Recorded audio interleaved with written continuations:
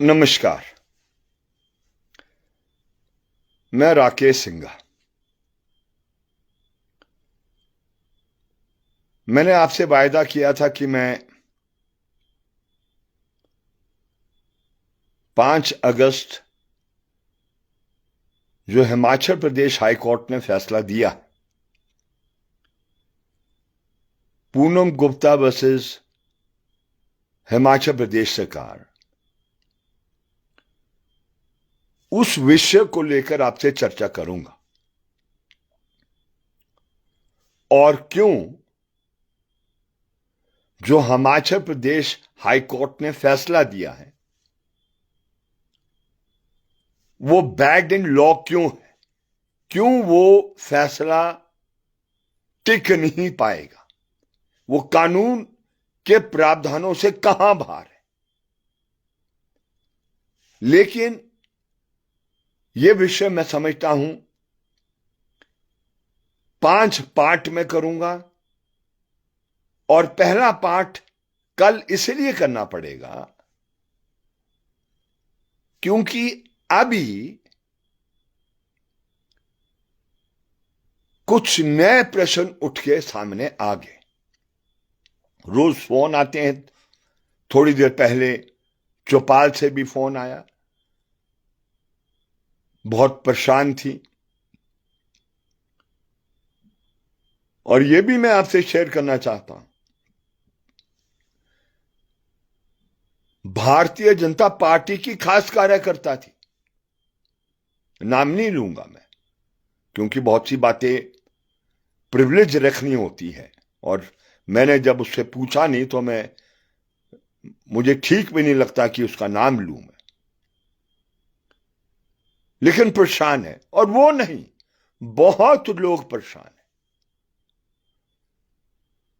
और परेशानी का कारण हम बहुत साफ समझते हैं। परेशानी का कारण है कि हाई कोर्ट के फैसले के बाद ना घर रहेगा ना जमीन रहेगी, जिस पर कास्ट आजादी से पहले भी होता रहा, वो भी नहीं रहेगा।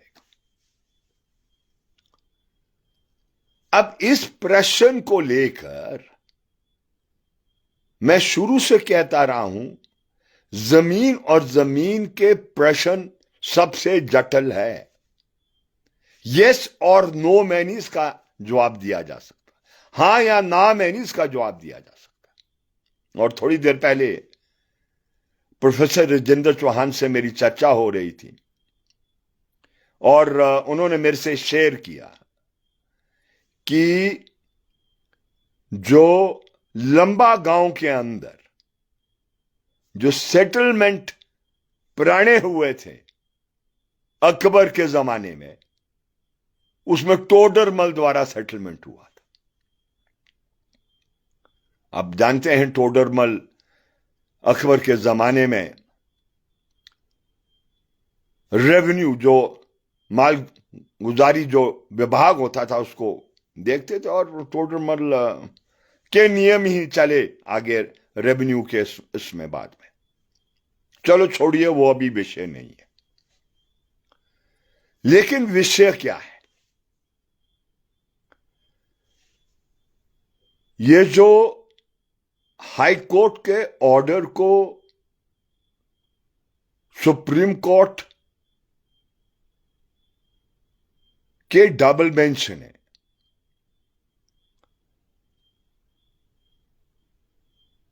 19 तारीख को जो स्टेटस को का फैसला दिया है, वो हम समझते हैं वो उन सब के पक्ष में जाएगा जिनकी 163 के तहत बेदखली हो चुकी थी। जो ऑनगोइंग केसेस हैं, ऑनगोइंग केस चलेगा, अब 163 तो एग्जिस्ट कर रहा है। यह भी आज हम चर्चा नहीं करना चाहते हैं, लेकिन चर्चा आज इस विषय को लेकर करना चाहते हैं।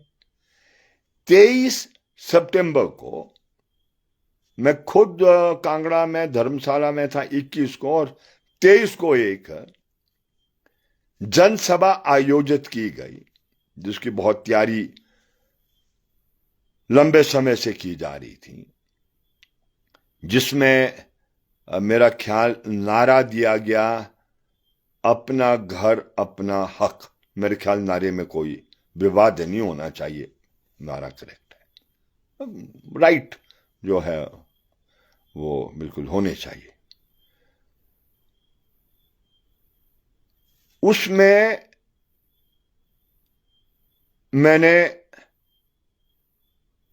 अलग अलग वक्ताओं को सुना।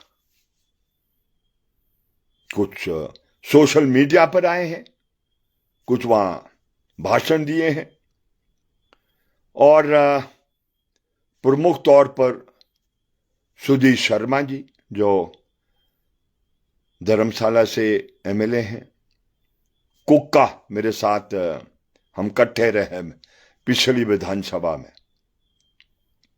और दोनों ही नहीं हम दोबारा विधानसभा में आ सके, अलग अलग कारण दोनों के रहे हैं, उनको भी सुना। अतुल भारद्वाज को भी सुना सोशल मीडिया पर, शायद रैली में मैं सुन नहीं पाया। एक और को सुना है मैंने, मेहता जी को, मेहता जी, मनोज शायद नाम लिखते हैं, वो भी फेसबुक पर शायद दिल्ली में थे, उनके पिताजी बीमार थे और अपील कर रहे थे, और जिसमें बाली साहब ट्रांसपोर्ट के मंत्री थे, तो बहुत बाली साहब के दफ्तर में भी कई दफा उनसे मेरी मुलाकात हुई भी, उनकी भी मैंने अपील सुनी। लेकिन सारी बातों को लेकर जब मैंने उसको डायसेक्ट किया, उसको उसकी चीर फाड़ की, उसको आत्मसात करने की कोशिश की, तो मैं एक बात पाया, नीचे लोग तो कंफ्यूज ही है कि कैसे बच बचाव करना है। बहुत लोगों से लिख के भी ले जाया जा रहा है। एक ये कोटखाई के अंडर है मेरे ख्याल, तहसीलदार ने कोई वो निकाला है साइक्लोस्टाइल, वो लिख रहे हैं कुछ, वो भी ले रहे हैं, मुआवजा मुआवजा भी ले रहे हैं, वो भी ले रहे हैं, उनसे दिए जा रहे हैं। कई हमारे से पूछे दें कि नहीं दें, तो लॉट ऑफ कंफ्यूजन है, बहुत परेशानी है। और वो जो रैली 23 सितंबर को वहां पर निकाली गई धर्मशाला में, उसने और कंफ्यूजन पैदा कर दिया। और अतुल भारद्वाज जी बहुत दृढ़ आवाज में कह रहे थे पॉलिसी आनी चाहिए, उसके लिए हमने ये सुझाव दिए। वही तो हम समझा रहे हैं कि जब 1980 आया, तो 1980 ने क्या किया? फॉरेस्ट कंजर्वेशन एक्ट ने, फॉरेस्ट कंजर्वेशन एक्ट ने फॉरेस्ट को डिफाइन करने समय वो बाधा आई हमारे यहां हिमाचल प्रदेश में।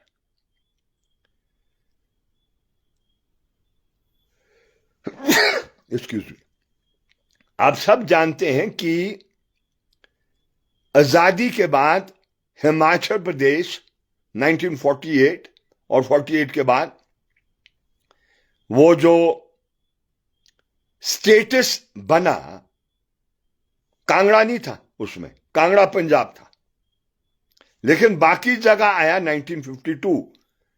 वो जो चीफ कमिश्नर द्वारा जो स्टेट्स, जो सी कैटेगरी के स्टेट थे, उनको गवर्न करने के लिए, जैसे चीफ सेक्रेटरी साहब होते हैं, वो चीफ कमिश्नर थे, उन्होंने नोटिफिकेशन निकाली कि हिमाचल प्रदेश के अंदर all waste land is forest land, barren land, waste land. हालांकि वेस्ट लैंड की डेफिनेशन, बैरन लैंड की डेफिनेशन 1927 के एक्ट में नहीं है, और ना वो 1926 1977 का जो फॉरेस्ट एक्ट है ना, उसकी डेफिनेशन है आपके 1980 के फॉरेस्ट कंजर्वेशन एक्ट में। लेकिन 1980 में जब हमने ये सरकार ने तय करना था कि फॉरेस्ट क्या है, तो उसमें शामिल हो गया कोई नोटिफिकेशन, कोई ऑर्डर, कोई गवर्नमेंट ये डिसीजन है ना, सारी चीज अगर पहले कहीं डिसाइड हुई है वो लॉ का हिस्सा बन जाएगा। 1980 तक कोई प्रॉब्लम नहीं है, वो नोटिफिकेशन है, सेटलमेंट अभी नहीं हुए रेवेन्यू के पूरे, और वो नहीं हुए है सेटलमेंट आपके इसके जो हुए, तो उसके बावजूद वो जो यहां पर लैंड थे उसमें ये आ गया कि सारा बैरन लैंड जो है वो फॉरेस्ट बन गया, क्योंकि वो कानून आ गया। उससे पहले प्रॉब्लम नौ तोड़ दिए हमने, 1980 तक नौ तोड़ देते रहे। यस, कुछ लैंड पर अलॉटेबल पूल की जो जमीन थी उस विषय में अभी मैं टच नहीं कर रहा हूं, उसमें वो 80 के बाद भी देते रहे। अलॉटेबल पूल अभी मैं छेड़ नहीं रहा हूं, मैं कंफ्यूज नहीं करना चाहता हूं किसी को। लेकिन ये जो धारणा है, सुधीर शर्मा जी कह रहे हैं कि मैं सुप्रीम कोर्ट जाऊंगा, मैं वहां पर अलग अलग कैटेगरी का केस प्लीड करने वाला हूं। वो अतुल भारद्वाज जी कहते हैं सरकार को पॉलिसी लानी चाहिए। ये इस बात को भूल रहे हैं, 1980 के बाद एक अटेम्प्ट नहीं किया, सेवरल अटेम्प्ट्स किए गए। मेरा ख्याल कम से कम जब हम गिनती में जाएंगे 8-9 अटेम्प्ट्स हैं, 8-9 अटेम्प्ट्स, कि कैसे वो जो ग्रहण 1980 ने भूमि और कास्ट वाली भूमि पर भी जो ग्रहण आ गया था उसको कैसे हटाना, वो अटेम्प्ट्स किए, सारे फेल होते रहे। अल्टीमेटली आया लैंड रेवेन्यू एक्ट को अमेंड कर 163A को शामिल। हमारे डिफरेंस थे,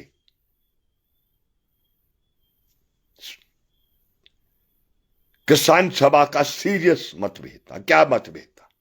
मैंने कई दफा शेयर किया इस बात को। वी सेड यस, रेगुलाइज होने चाहिए, वो एक्ट के थ्रू ही रेगुलाइज होंगे। एक्ट जो सेंट्रल एक्ट है 1980 का, उससे कॉन्फ्लिक्ट नहीं खाना चाहिए, नहीं तो वो जो सेंट्रल एक्ट है वो स्टेट के एक्ट को निरस्त कर देगा। ये हमने उस समय भी जिक्र किया। लेकिन इससे ज्यादा गंभीर क्या हमारा डिफरेंस था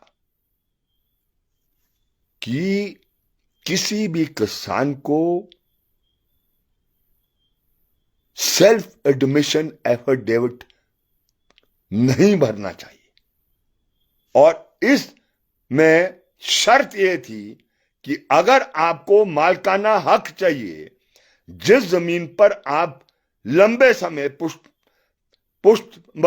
पर उसको काश्त कर रहे हैं, कि अगर उसको आपने टाइटल उसका हासिल करना है, तो टाइटल हासिल करने के लिए 50 रुपया के स्टैंप पेपर पर हल्फनामा एफिडेविट देना होगा। क्या एफिडेविट था? उसका नेचर क्या था कि मैं सरकारी भूमि पर मैं वो बैठा हूं, मैं सरकारी भूमि को काश्त कर रहा हूं,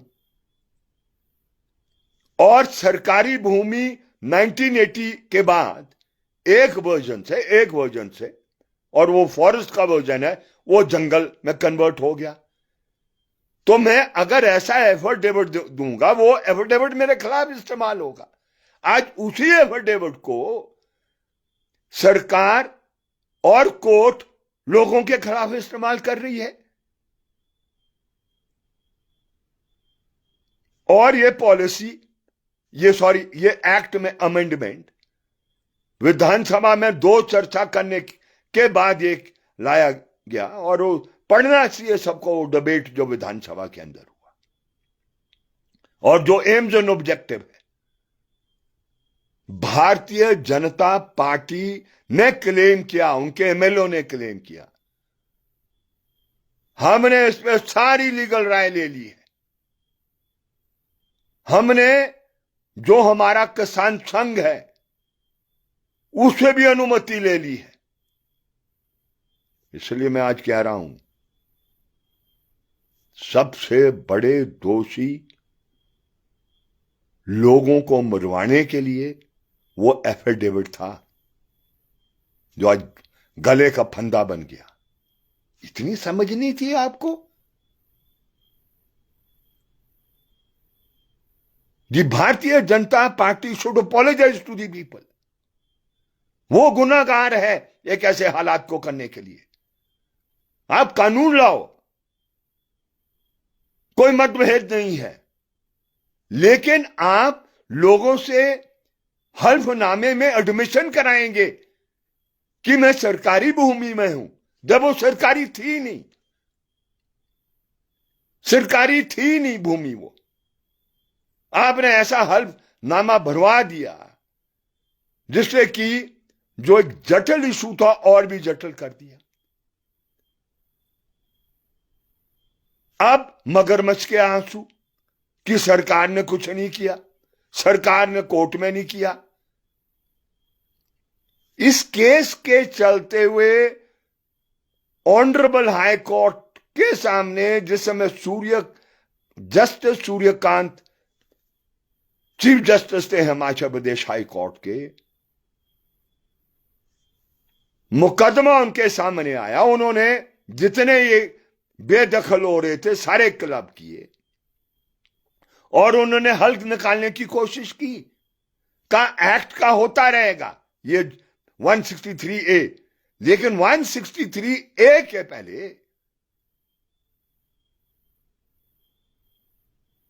जयराम ठाकुर जो बीजेपी के मुख्यमंत्री थे, उनकी सरकार को कहा कि मैं आपको 3 महीने देता हूं कि आप इस बात को आप यहां पर इसका मसौदा लाओ, इसका मसौदा लाओ कि आप इन भूमि को नियमितीकरण करना का क्या फॉर्मूला होगा। टाइम दिया, मेरे ख्याल 5 मार्च 2019 लास्ट डेट उसमें वो तय की थी।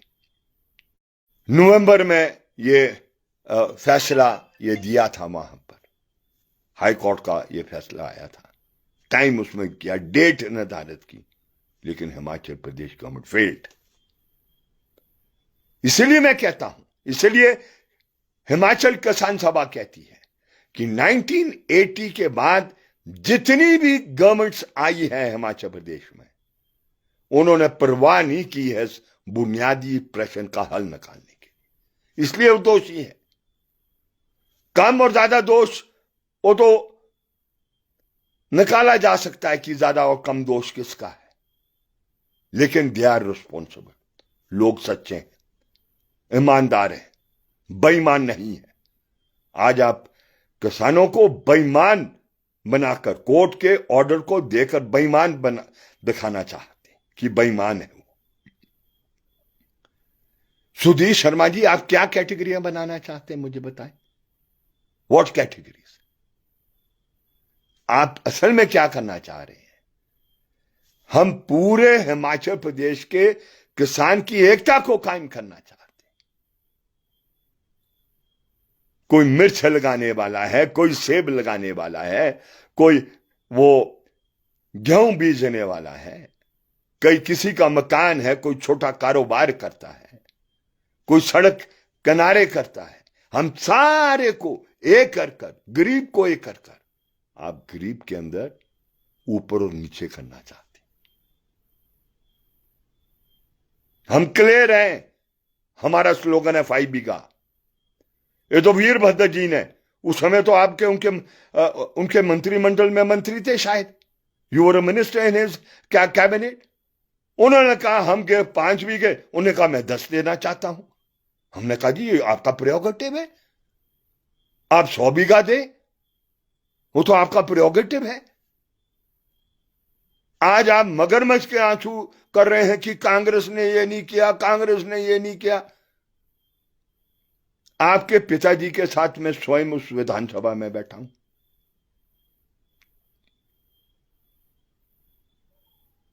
आपके साथ मौका नहीं मिला मुझे। हमारी पार्टी छोटी है, बिल्कुल, है ना, वो कारण है, इसलिए कभी कभार कोई चुन के पहुंच जाता है वहां पर विधानसभा में। लेकिन वी आर फॉर दी पोर, मेहनतकश किसान मजदूर, उनके लिए है। बोलबाला तो आपको पता है इस व्यवस्था में। तो ये जो आप लोगों को और कंफ्यूज कर रहे, ऐसा मत करो।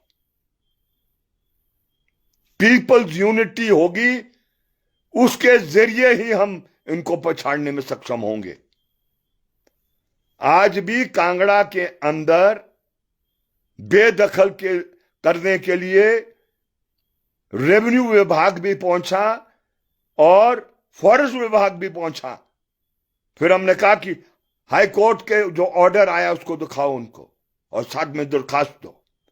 You can not, the supreme court ने सेट की अब अभी यथास्थिति मेंटेन की जाए।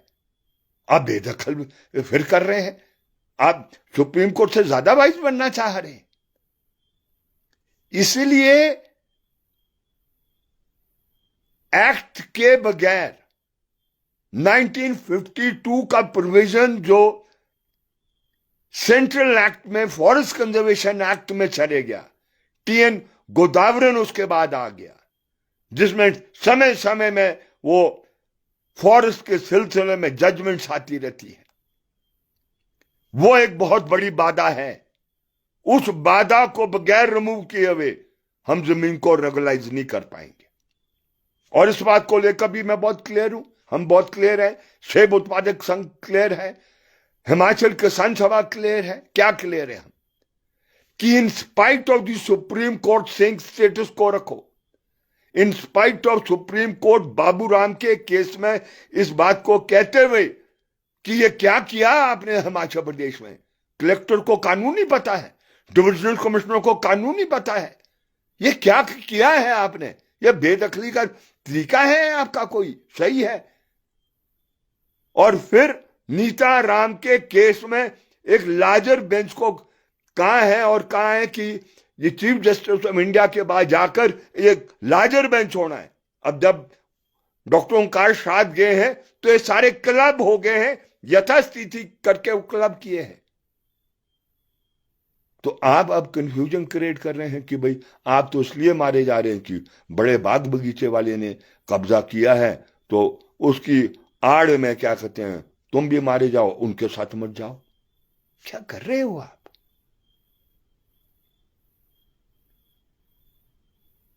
भारतीय जनता पार्टी ने, उनके डीएनए में है, डीएनए मैं कभी ऐसा नहीं, मैं इतना शार्प नहीं कभी अटैक करता, नो, मेरा स्वभाव भी नहीं है, लेकिन मैं कर रहा हूं। वाई? एक बहुत गंभीर मसला है, जीवन यापन का मसला है, जिंदगी और मौत का प्रश्न है।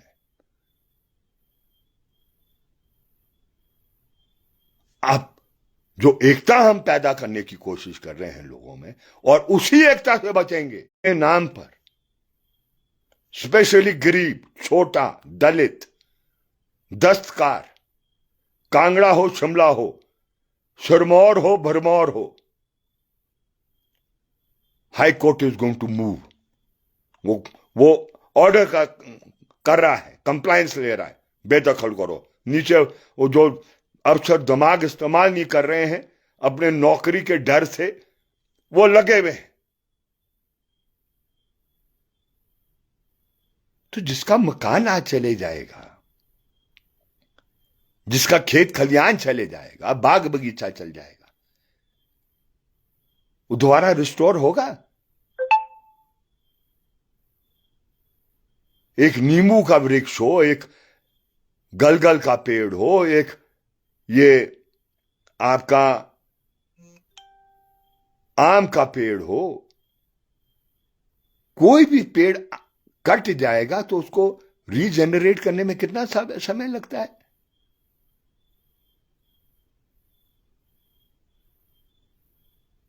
कितनी इन्वेस्टमेंट है? इसलिए ये जो अधूरे प्रश्न रह गए थे जमीन के, वो कारण है जिससे ये जटिलता पैदा हुई। और वो 163A के जरिए हम सेटल करना चाह रहे थे, लेकिन 163A से नहीं हो पाए। वो उस पर आऊंगा, कल से मैं शुरू करूंगा चर्चा। हम उस टाइम अगेंस्ट है, आज उसको डिफेंड कर रहे हैं। हम इसलिए नहीं डिफेंड कर रहे हैं कि बहुत अच्छा वेल ड्राफ्टेड एक्ट था, हम इसलिए डिफेंड कर रहे हैं क्योंकि गरीब आदमी विक्टिम बन रहा है, उसको उजाड़ा जा रहा है। ना जाने कितने उजाड़े जाएंगे। 6 लाख हेक्टेयर था हिमाचल में जिसमें खेती होती थी, 1 लाख हेक्टेयर हमारा डूबा है। 1 लाख पोंग में, भाखड़ा में, दूसरी जगह we are left with only 5 lakh hectare of land. कहां जाएंगे? पोंग वाले तो आप जानते हैं, सब जानते हैं कितने पीड़ा के दौर से गुजर रहे। और आज अतुल भारद्वाज बड़े पॉलिसी होती क्या है? कागज का टुकड़ा है policy. What is a policy? कागज का टुकड़ा है, एक्ट है, उसे बड़ा कानून है वो, that is enforced by the courts. इसलिए लोगों को कंफ्यूज ना करो, लोगों के अंदर एकता कायम करो। यूनाइटेड फ्रंट के लिए भी हम तैयार हैं, जो भी है यूनाइटेड फ्रंट में आए। संयुक्त जिस तरीके से 500 अधिक किसान संगठन एक मंच पर आए, हम प्रिपेयर्ड उसके लिए। लेकिन लोगों के अंदर फूट मत पैदा करो, एक इलाके को दूसरे इलाके से ये लड़ाने का काम मत करो, जैसे आप करते हैं ना हिंदू मुसलमान। कभी सिख और हिंदू कर दिया, मतलब जहां स्लोगन उधर वो नॉर्थ ईस्ट में मिजोरम में वो अलग से कर दिया। मेथी और वो मिजो है कि क्या है वो उनके बीच में झगड़ा पैदा कर दिया। उधर लद्दाख में और झगड़ा पैदा कर दिया। आप एवरीवेयर आप इस देश को तबाह मत करो, मेहरबानी कर कर। ये देश बड़े संघर्षों से बना है और इसलिए अभी ये हिमाचल प्रदेश में इस लड़ाई को भी डिटर्मिन्ड, मैं आज आपको शेयर कर रहा हूं, जो भी मुझे सुन रहा है, जो नहीं सुन पा रहा है, ईमानदारी से, दिल से, क्योंकि हमारी समझ ये है गरीब, मेहनतकश, किसान, मजदूर वही वो है जो मेन क्लासेस समाज में होते हैं, जो प्रोड्यूस करने वाले हैं। हम फर्मली खड़े हैं, लेकिन इन लोगों से बचना। डॉक्टर वही इलाज कर सकता है जो सही तरीके से डायग्नोज कर सकता है, तभी आप वो लाइन ऑफ ट्रीटमेंट दे सकते हैं। जो उसको डायग्नोज ही गलत करेंगे, वो क्या ट्रीटमेंट करेंगे? जो टाइटल नहीं मिल सका जमीन से, चाहे नौतोड़ वाला है, चाहे वो है जो गैर मरूसी था जिसका टाइटल उसके नाम पर नहीं चढ़ा और रेवेन्यू रिकॉर्ड पर जमाबंदी में हिमाचल प्रदेश सरकार चढ़ गया, वो सारी जमीनें जानी है। अगर हम एकता नहीं पैदा करेंगे, उसमें तो मालिक हिमाचल प्रदेश सरकार है, कब्जा है ना हमारा। और उन्होंने कह दिया कि एडवर्स पोजीशन का वो खत्म करो, चलो वो आज का विषय नहीं है। इसलिए मैं सबसे अब ये अपील करना चाहता हूं कि इस लड़ाई के अंदर मेहनतकश की एकता को कायम करो, किसान मजदूर की एकता को कायम करो, दूसरे वो जो गरीब है उसकी एकता को कायम करो, जो दस्तकार है उसकी एकता को कायम करो। ये सारी चीजों से ऊपर उठकर जो पीड़ित है उसको एक मंच पर, और हमने कह दिया है हमारे पर तो युद्ध है। जब मेरा पुश्तैनी मकान चले जाएगा, मेरा पुश्तैनी खेत खलिहान चले जाएगा, तो मुझे तो इस तरीके से किसान को ट्रीट किया जा रहा है जैसे वो एक दुश्मनी देश का नागरिक है। तो मैं क्या करूंगा? बैठूंगा, लड़ूंगा, फाइट। और वो संगठन के बगैर फाइट नहीं होगा। और वो भी संगठन किस तरीके के? वो एनजीओ संगठनों से नहीं होगा। मैं क्लियर हूं, आई एम वेरी क्लियर। वो संगठन जो आमना सामना करने के लिए तैयार है। मेरी जिंदगी का प्रश्न है, गरीब की जिंदगी का प्रश्न है, उसकी right and life and liberty के क्वेश्चन है, आर्टिकल 21 का प्रश्न है, जिंदा रहने का प्रश्न है। जब आप उसका मकान उससे छीन लोगे, उसका खेत खलिहान छीन लोगे, उससे बचेगा क्या? फिर मुझे बताएं। इसलिए आर पार की लड़ाई है और इसलिए ये सेब उत्पादक संघ और किसान सभा का मजबूत संगठन का निर्माण करते हुए हम आगे बढ़ेंगे। और गारंटी दे रहा हूं, गारंटी, सेब उत्पादक संघ और किसान सभा गारंटी दे रहा है। और जब गारंटी दे रहे हैं तो ये समझ लो, ऐसी गारंटी है जैसी गारंटी भगत सिंह और भगत सिंह के साथियों ने दी, इंकलाबियों ने दी राष्ट्र मुक्ति आंदोलन की लड़ाई में, कि फरंगियों को इस मुल्क से निकाल छोड़ेंगे। और निकाल के छोड़ दिया। फांसी के फंदे पर चढ़ गए होंगे, गोलियों का सामना किया होगा, लेकिन फरंगियों को हमारा मुल्क को छोड़ के जाना पड़ा। आज वैसी गारंटी हम दे रहे हैं आपको, आपकी बेदखली नहीं होने देंगे। जिस पुश्तैनी जमीन पर आपके हक हकूक बहुत पुराने, कोई भी जंगल में जाएगा, we can not save him, clear है हम। हां, खेत के साथ कोई नाला लगता था, कोई पेड़ नहीं थे, वृक्ष नहीं थे, 1.5-2 बीघा था, 3 बीघा था, 4 बीघा था, छोटा मोटा वो था, वो माफ किया जा सकता। सरकारों ने तो 10 बीघे, हम तो फिर 5 थे, लेकिन उस 5-10 के प्रश्न में नहीं हम जा रहे इस समय, उसमें नहीं जा रहे। हमने तो ये टोटलिटी में आपसे बात कही है। एंड इसलिए तैयारी करें, दोनों किस्म की तैयारी। बेस्ट जो देश के अंदर कॉन्स्टिट्यूशनल जो वकील पर आप कहेंगे कि इसको एंगेज करना, हम एंगेज करेंगे। हमें जमीनें अपनी बेचने पड़ी, उसको भी बेच देंगे। कहां कौन ले जाएगा जमीन? सब यहीं छूट जाता है पीछे, एवरीथिंग। लेकिन मैं समझता हूं आपके बाल बच्चे एक ऐसी जिंदगी ना जीना पड़े उनको जो भिखारी की जिंदगी होती है। आज ठियोग था, 2 महिला, उनका दुख सुन के बहुत पीड़ा हुई।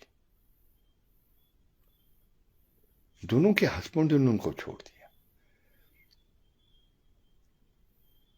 शायद एक की डेथ हुई, मैं क्लियर नहीं हूं, लेकिन गरीब किस तरीके से जिंदा रहता है, अपने बच्चों को जिंदा रखता है, ये कभी आत्मसात करने की, यही इंसानियत है। और इसलिए मैं कहता हूं, हमारे से ज्यादा इंसानियत के गुण किसी में नहीं होंगे। That is the driving force जो हमें ड्राइव करती है। एक मानवता का समाज, एक बराबर का समाज, एक लूट घसूट जुल्म और अत्याचार को समाप्त करने का समाज हम पैदा करना चाहते हैं, जिसके लिए लैंड, मकान बहुत जरूरी है।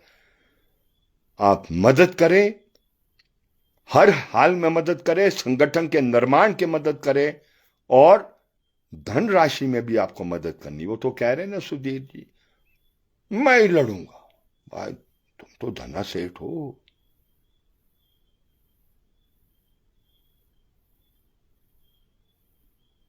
तुम्हारी क्षमता होगी।